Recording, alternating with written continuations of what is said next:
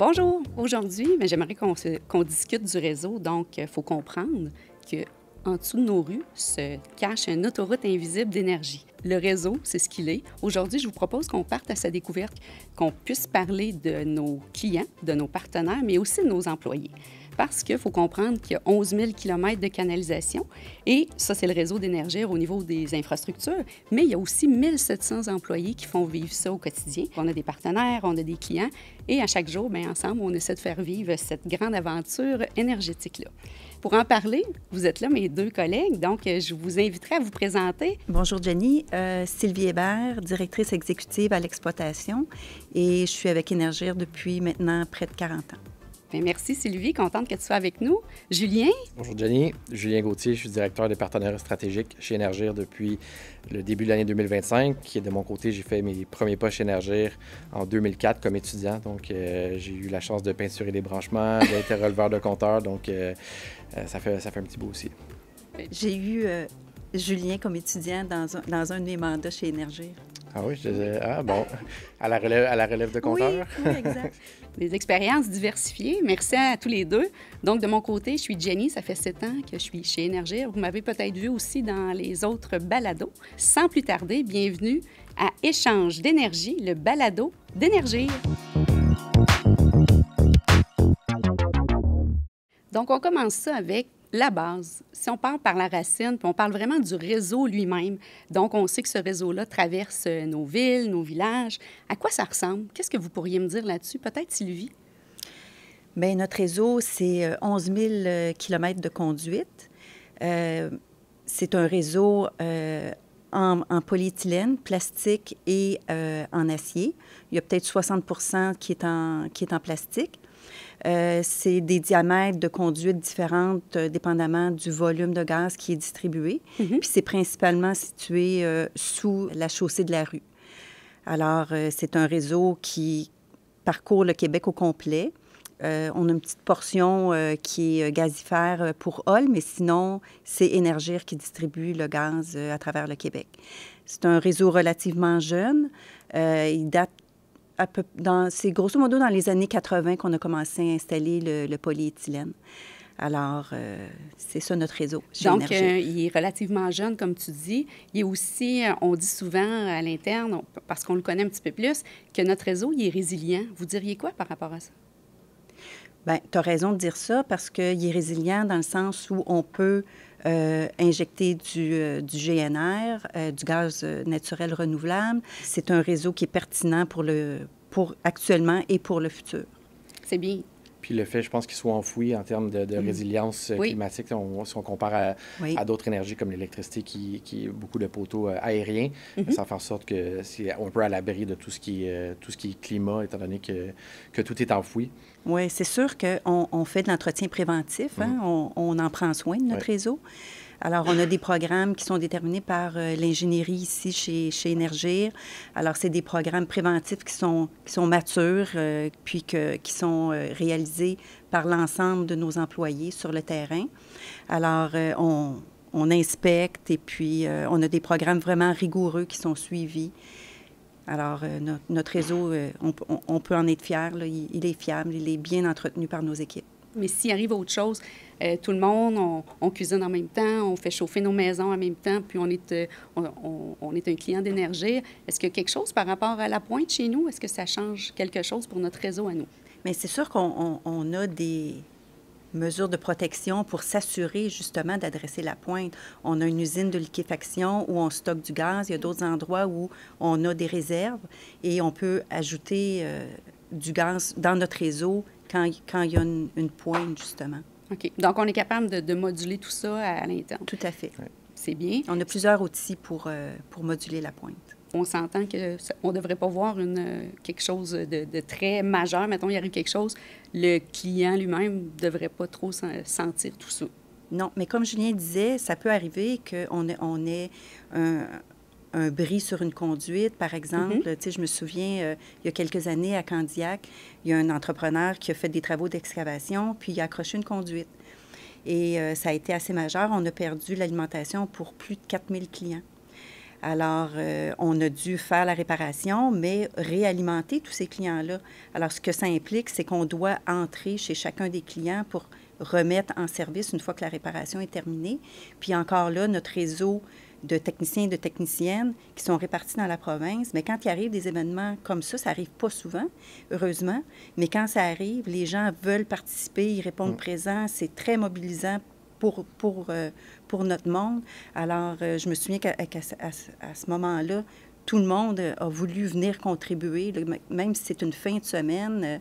Même si c'est pas ta région. Même si c'est pas ta région, même si c'est pas ton coin. Okay. Autant nos employés à la répartition qui ont à distribuer le travail sur le terrain, comme les gens qui vont faire les opérations terrain, tout le monde se serre les coudes là, pour minimiser les impacts chez nos clients. Je comprends. Puis si on parle de ça, ces gens-là, c'est qui nos gens qui s'occupent de faire, là, tu as donné, Sylvie, un exemple quand il arrive un événement majeur, mais c'est qui ces gens-là? Comment ça fonctionne?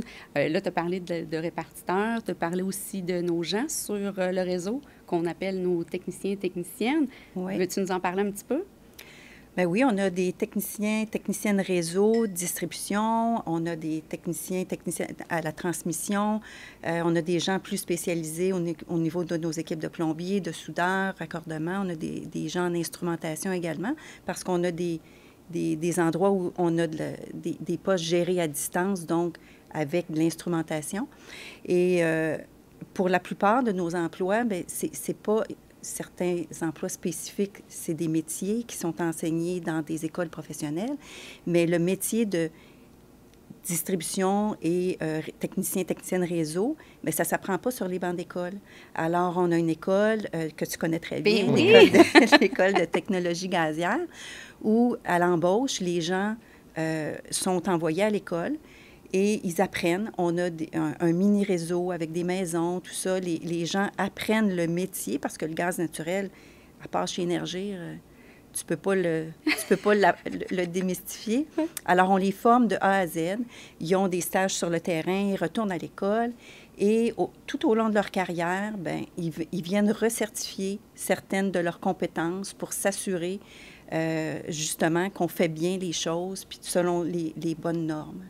Alors, on sait qu'on a des gens compétents. C'est super intéressant parce qu'en même temps, je me souviens qu'à mon embauche, je me sentais un petit peu imposteur, puis je me disais, oh mon Dieu, là, comment je vais leur dire que là, moi, le gaz naturel, je connais pas ça du tout. Je connais pas ça, ouais. Non. Puis avant même que c'est l'esprit que j'avais, la personne qui m'a engagée m'a dit, là, écoute, sûrement que dans ta tête, tu dois te dire, ouais, mais là, moi, je connais pas ce qu'Énergir fait. C'est normal, on va s'occuper de toi, puis on va te prendre en charge. Fait que ça aussi, c'est sécurisant quand tu es un nouveau ou une nouvelle employée, c'est-à-dire, bien, il y a une école dédiée pour ça, puis il y a des gens qui vont t'accompagner. Qui vont nous accompagner, oui, effectivement. C'est important parce qu'effectivement, il faut comprendre que chez nous, bien, c'est le fun. Tantôt, tu as fait un peu le tour des métiers qu'on a, mais on a des gens de tout acabit. On a des directeurs, on a des gestionnaires, on a des cadres, on a des employés syndiqués. Donc, c'est 1700 personnes d'une grande famille. Puis le but, bien, c'est de travailler ensemble, tout le monde, pour arriver justement à performer puis avoir le même point commun. Donc, tout ce qui est mobilisation, tout ça, comment vous voyez ça? En termes pour les employés d'Énergir? Oui. Je pense qu'Énergir est un modèle, en fait, de mobilisation d'employés puis de culture d'employés. Là. Je suis peut-être un peu biaisé, là. Mais en fait, de par les différentes initiatives d'Énergir, on voit beaucoup d'activités de mobilisation. Avec le télétravail aussi, c'est quelque chose qui est plus difficile aussi. On voit un peu le changement avant-après. Oui. Mais Énergir, je pense, qu'a fait beaucoup d'efforts de cohésion puis de mobilisation des employés. Il y a énormément, je pense qu'à chaque semaine, des employés qui s'impliquent dans différentes causes avec d'autres équipes, des équipes transverses. Fait que tout ça fait en sorte que je pense qu'on a une belle culture, une belle mobilisation à travers les employés, peu importe si c'est des employés de terrain, bureau, cadre, gestionnaire, peu importe. Je pense que Énergir est un bel exemple de mobilisation puis de cohésion. Oui, puis on communique énormément avec toutes les couches d'employés. On partage beaucoup d'informations. Oui. On les implique aussi dans nos projets. Quand on décide de faire quelque chose, on ne le fait pas seul. On implique nos gens, on implique les différents syndicats. On fait participer des gens sur les projets. Fait que ça aussi, c'est mobilisant. Puis on consulte. Des fois, toutes les idées ne sont pas retenues, mais on consulte, on veut leur opinion, on veut leur... On veut les savoir ce qui sonde. vient du terrain, justement. Exactement. Non, c'est bien. Puis on voit que oui, au niveau des employés, c'est sûr que les choses évoluent, mais notre réseau aussi évolue. On peut parler de transition énergétique. Comment c'est vécu? Comment vous voyez ça? Bien, comment c'est vécu? C'est sûr que les changements technologiques nous amènent aussi des nouveaux équipements. Tu sais, je pense, par exemple, à certains analyseurs de gaz. Quand tu introduis du gaz renouvelable, bien, c'est des nouveaux équipements. Ça amène de la formation. Des fois, les gens sont déstabilisés. Ça prend un petit ramp-up pour te ressentir en contrôle de tes choses. Mais c'est ça. On vit le changement, puis il faut bien accompagner le changement. Oui. Dans la transition énergétique, dans mon rôle, j'ai affaire avec des partenaires externes. Oui. On a un réseau d'à peu près 200 partenaires qui, eux aussi, ont vécu cette transition énergétique-là. On est passé d'un modèle plus traditionnel de distribution de gaz naturel, de vente d'appareils de gaz naturel de leur côté, à un modèle un peu plus axé sur la biénergie et la résilience des réseaux. Donc, c'est sûr que ça a été une adaptation aussi pour les partenaires. Comme Sylvie l'a dit, avec les employés, le réseau de partenaires est aussi très près d'Énergir. Donc, c'est des gens qui ont été consultés, qui ont été sondés sur qu'est-ce qui se passait sur le terrain, l'appétit des clients. On les a mis, on leur a exposé nos idées, nos visions. Donc, ce réseau-là de partenaires a aussi beaucoup aidé à faire le transfert d'un modèle plus traditionnel à un modèle qui reflète plus l'avenir avec la transition énergétique. Là. Oui, puis on l'a dit en début, c'est le réseau d'infrastructures, c'est le réseau d'employés, mais tu touches un point important, les partenaires, les clients. C'est sûr qu'eux aussi, de leur côté, transition énergétique, ça allait évoluer.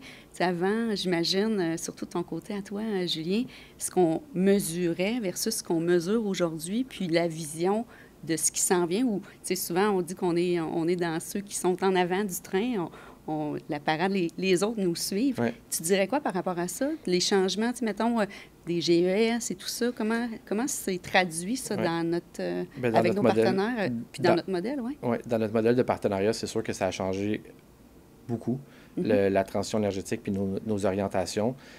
Auparavant, les partenaires, ils ont toujours eu une certaine sorte de valorisation de la part d'Énergir, mais c'était beaucoup calculé en termes d'installation, de vente de gaz naturel, de vente d'équipements au gaz naturel. Nous, on distribue, mais ultimement, on a les mêmes clients. Leurs clients sont nos clients. Eux vendent les équipements, les installent, les entretiennent. Nous, on distribue l'énergie. C'est ça qu'on entend par partenaire. Exact. Justement, ce sont les gens qui, associés à nous, viennent sur le réseau faire en sorte de rendre... c'est eux qui sont en contact avec le client, surtout au niveau des plus petits bâtiments, les maisons, les condos, etc. C'est eux qui sont là. Puis la vision d'énergie, de décarbonation, les a affectés aussi parce que avant, je l'ai dit, mais on valorisait vraiment la distribution, la vente d'équipements à gaz naturel. Maintenant, le focus est beaucoup sur la biénergie et les solutions un petit peu plus résilientes. Et le modèle de valorisation aussi a évolué. Maintenant, ce qu'on valorise, beaucoup de mots valorise, ce qu'on récompense, c'est beaucoup les GES évités. Les modèles de calcul d'objectifs de nos partenaires sont en GES évités, un peu comme nos équipes à l'interne de solutions énergétiques. Ce qu'on regarde, c'est vraiment l'impact sur les GES que nos partenaires ont. Puis les partenaires ont été sensibilisés, ont été mobilisés. On voit un changement aussi. On a un type de classement de nos partenaires avec des points. Puis ce classement-là a un petit peu évolué. On a vu ceux qui ont emboîté le pas avec la biénergie et les GES évités. D'autres sont restés dans le mode traditionnel, ce qui est bien correct aussi. Mais oui, ça l'a évolué, c'est certain.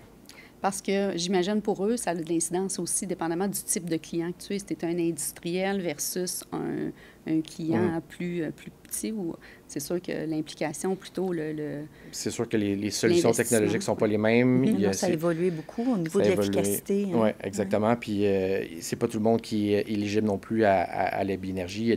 Il y a des applications qui sont difficilement électrifiables. Donc, c'est sûr que le gaz naturel va rester toujours la meilleure énergie pour ces industries-là. Fait que tout type de marché a vraiment son créneau de solutions. Puis je pense que le travail de nos partenaires puis de nos équipes sur le terrain en solutions énergétiques, c'est vraiment de regarder quel type de client, c'est quoi la meilleure solution pour lui, pour l'avenir, le présent et pour l'avenir aussi.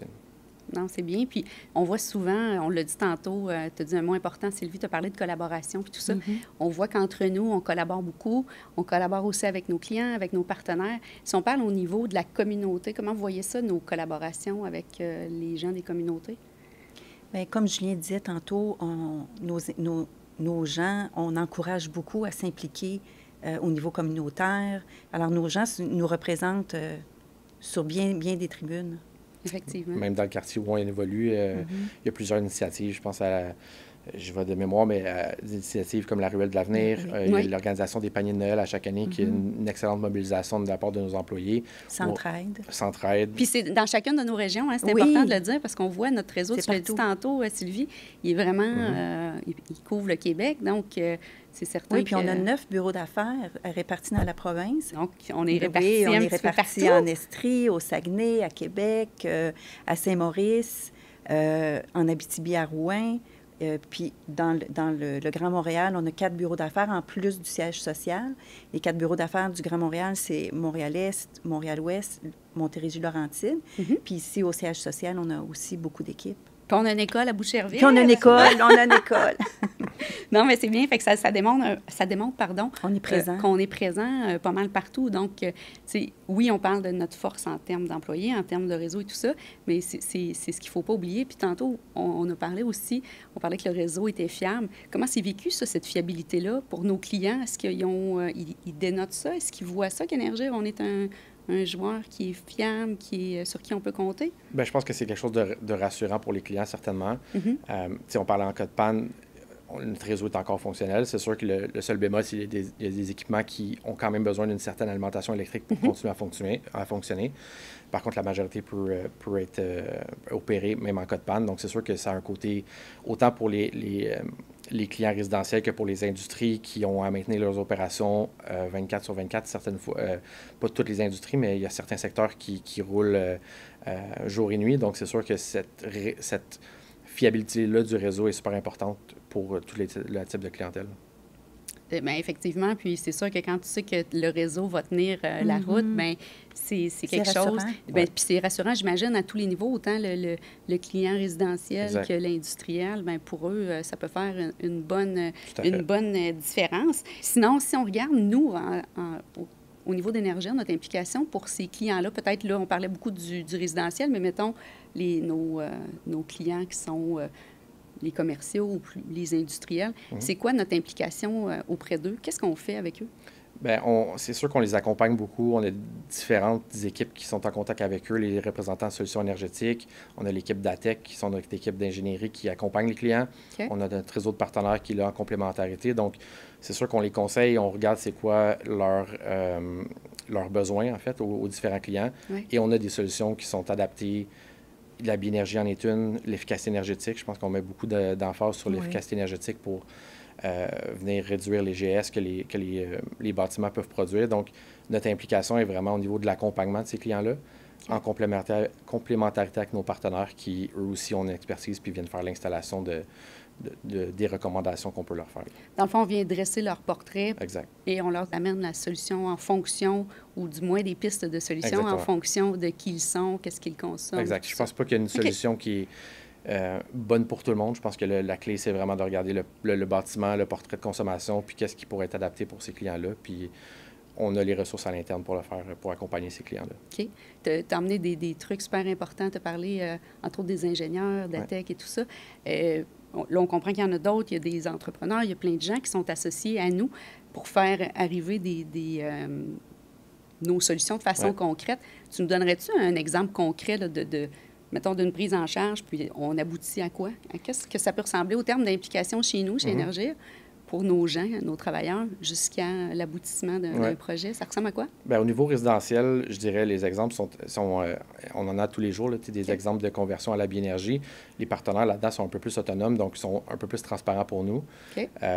Par contre, dans le monde commercial ou dans le multi-habitation un petit peu plus à grande échelle, bien, c'est sûr qu'à ce moment-là, nos équipes viennent rencontrer les clients, j'ai pas de cas en particulier, mais viennent rencontrer les clients, s'assoient avec l'équipe de DATEC, regardent les solutions disponibles, viennent faire des recommandations. Et souvent, la biénergie n'est pas ce qui est en premier lieu. C'est pas ce à quoi on pense en premier lieu. Okay. Par contre, quand on regarde les avantages puis les subventions qui sont disponibles aussi, souvent, ça vient faire pencher la balance pour dire que la biénergie, honnêtement, pourrait être considérée. Donc, c'est vraiment, je pense que la clé, c'est vraiment de travailler tout le monde ensemble et de trouver des solutions qui vont être résilientes dans le futur avec ce qu'on connaît de la transition. Mais je pense qu'il y en a tous les jours des exemples. Nos équipes de solutions énergétiques sont sur le terrain à tous les jours avec leurs clients. On a des représentants partenariats qui accompagnent nos partenaires. On fait des efforts de promotion du côté d'Énergir, des solutions de biénergie commerciale. On le voit dans les publicités radio imprimées. Nous, on est distributeur d'énergie, donc on n'installe pas les équipements, mais on en fait la promotion de ces solutions-là qui sont disponibles. Par la suite, c'est notre réseau d'entrepreneurs qui vient les appliquer dans les bâtiments. OK. On disait tantôt que justement le réseau, pas le réseau, mais plutôt le contact ou la relation qu'on a avec nos partenaires, bien, c'est gagnant-gagnant. Ouais. On utilise des outils particuliers. Qu'est-ce qu'on utilise pour justement les trouver ou on a-t-il quelque chose? Bien, on en Comment a on fait ça? On en a plus de 200 présentement, là, des partenaires. OK. Le modèle a un peu évolué avec la biénergie depuis le 1er octobre 2024. On a aussi des partenaires frigoristes qui ont joint le réseau. Auparavant, c'était beaucoup des entrepreneurs plombiers. OK. Mais avec l'avènement de la biénergie, on avait besoin des gens qui... pour l'installation des thermopompes, donc des frigoristes. Donc, ce partenariat s'est élargi à d'autres corps de métier. Ce qu'on regarde aussi, c'est de l'élargir encore plus pour essayer de rejoindre tout l'écosystème qui gravite autour du monde de l'énergie pour les mobiliser puis les accompagner. Actuellement, notre réseau de partenaires ont accès à des formations qu'on met en place pour la biénergie, autant commerciale, résidentielle, avec le TG aussi. Ils ont des promotions, des formations avec le TG. Le TG, pour les gens qui Oui. connaissent moins, c'est notre école de technologie gazière qu'on parlait tantôt. Exactement. Donc, il y a les bulletins bleus qui sont envoyés à presque chaque semaine, Oui. qui est un peu une infolettre de ce qui se passe avec nous, ce qui leur touche, des rappels.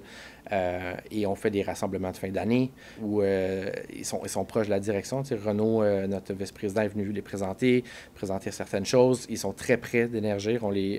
On veut qu'ils soient près de notre réalité, pas de nos soucis, mais de sur quoi on travaille. Oui. On veut qu'ils Mais soient... C'est le principe d'être partenaire Exactement. aussi. Ça donne accès parce que ce qu'il faut comprendre, c'est que ce n'est pas seulement les partenaires qui peuvent réaliser des travaux de gaz naturel. Dès que les gens ont des cartes de gaz puis les cartes de compétences peuvent faire aussi des travaux de biénergie, des travaux de remplacement.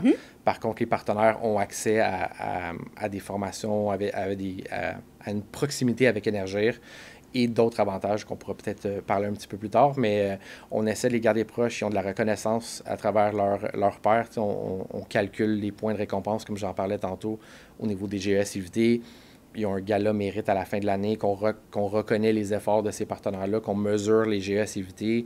Donc, je pense que c'est un bel écosystème. On voit que les gens sont fiers d'en faire partie. Ouais. Ils ont leur marque, leur logo partenaire énergique que vous pouvez probablement voir sur les camions de nos partenaires. Bien oui, on les voit, Oui, on les effectivement. voit. Sur leur site web. Fait que, ils sont fiers de s'afficher comme partenaire Énergir. Énergir est une marque quand même porteuse, donc pour eux, c'est un avantage aussi. Ouais. Mais on essaie vraiment de garder ces gens-là proches. Ils ont des représentants partenariats, comme je mentionnais tantôt, qui sont avec eux au quotidien pour répondre à leurs questions un peu plus terrain, côté subvention, côté réalisation de projets. Oui.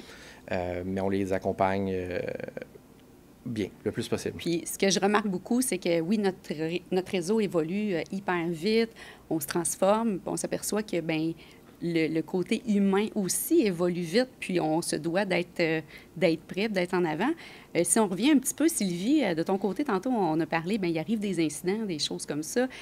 On se mobilise sur le terrain, tu en as parlé tantôt. Tu as donné un exemple aussi concret.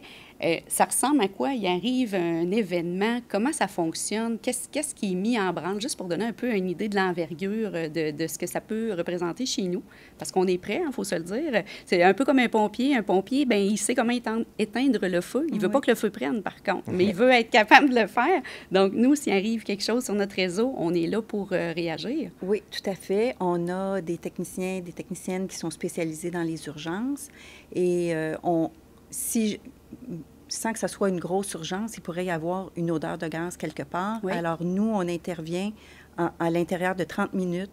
on a une personne qui se déplace pour aller faire la vérification. Si jamais c'est des incidents de plus grande envergure, on a des structures d'urgence en place chez Énergir. Oui.